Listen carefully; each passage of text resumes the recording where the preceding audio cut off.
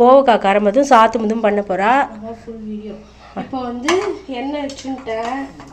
கோவக்காய் கரம்பதுக்கு ஒரு இன்பச்சட்டியில் எண்ணெய் வச்சு அதில் கடுகு கடுகு கடலைப்பருப்பு இது தேவைன்னா உளுத்தம்பருப்பு போட்டு நல்லா வதக்கிக்கணும். அது கொஞ்சம் ப்ரௌன் ஆகட்டும். அதுக்கப்புறமா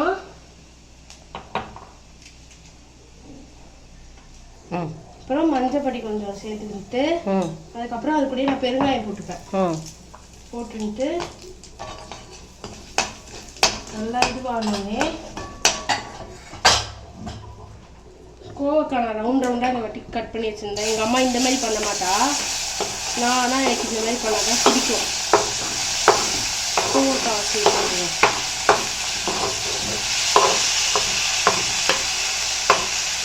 சேர்த்துட்டு இது கொஞ்சமாக தான் பண்ணுறேன். 3 பேருக்கு. இது வந்து கொஞ்சம் நல்லா வதங்கட்டும். இதுக்கு தேவையான அளவு உப்பு போட்டுக்கலாம். இவ்வளோ அளவு நான் உப்பு எடுத்துருக்கேன். போட்டுட்டு உடனே ஹேண்ட் வாஷ் பண்ணிடுவேன். நான் அதோடலாம் வைக்க மாட்டேன் இந்த கரண்டியில். போட்டு நல்லா கொஞ்சம் வதங்கட்டும். அதுக்கப்புறமா நம்ம சாம்பார் பொடி அரைச்சி வச்சுருக்கோம்ல ஆற்றில் அதை போட்டுக்கலாம். இது கொஞ்சம் நல்லா வதங்கட்டும். அதுக்குள்ளே நம்ம இந்த பக்கம் சாத்துமதி எப்படி பண்ணுறதுன்னு பார்த்துடலாம் என் ஸ்டைலில்.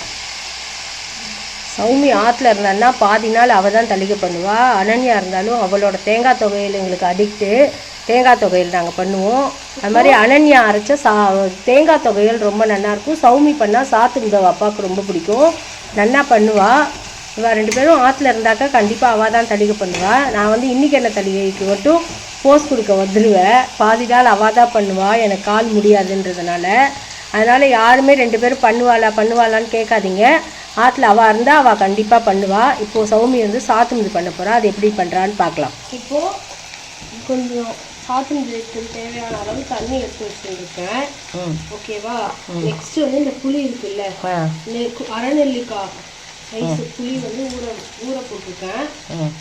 அதுக்குள்ளே இது ஊறட்டும். அதுக்குள்ளே நான் என்னென்ன எடுத்து வச்சுருக்கேன்னு காட்டுறேன். இது என் ஸ்டைலு. நீங்கள் எப்படி பண்ணுவீங்கன்னா எனக்கு தெரியாது.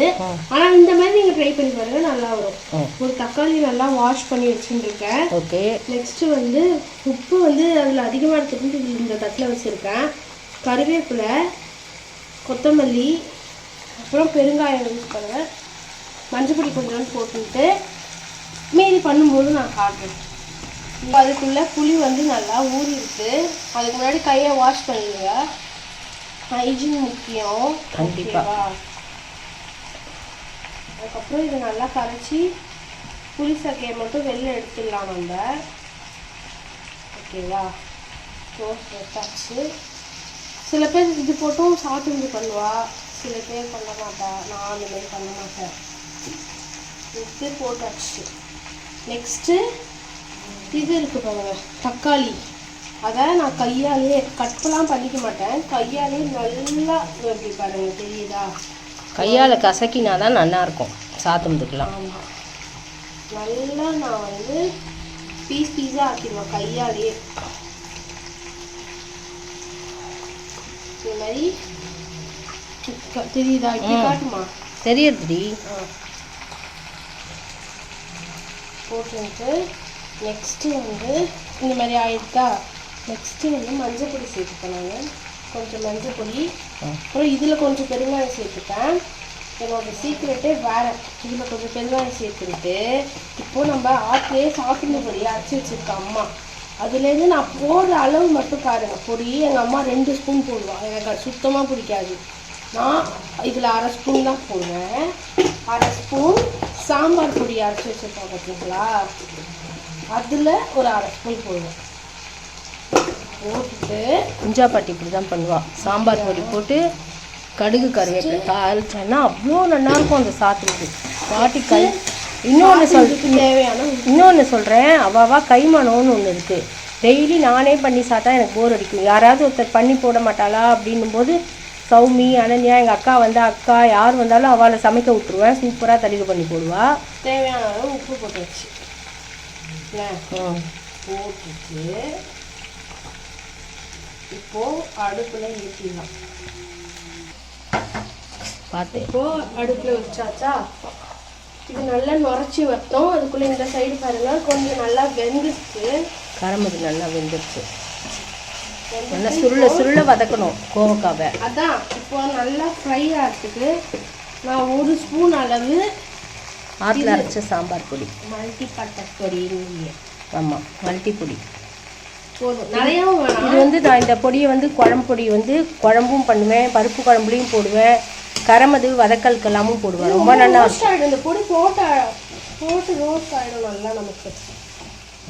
இந்த பொடியை அரைக்க சொல்லி கொடுத்ததே நான் தான்.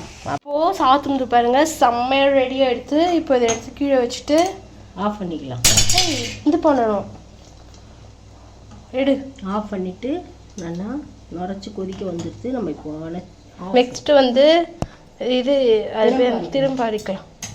கொத்தமல்லி தழை தூவலை இன்னும் இது நான் பண்ணுறேன். நீ தான் பண்ண போகிற. இப்போது சாத்துறதுக்கு திறம் பாடுறதுக்கு ஒரு குட்டி பேன் போட்டுருக்கா. அதில் இருக்கிற இதெல்லாம் போகட்டும், தண்ணிலாம் வடியட்டும். இந்த மாதிரி குட்டி குட்டியாக கொத்தமல்லி தழையை கட் பண்ணி தூவிட்டோம்னா நம்மளோட சூப்பரான சாத்துமது ரெடி.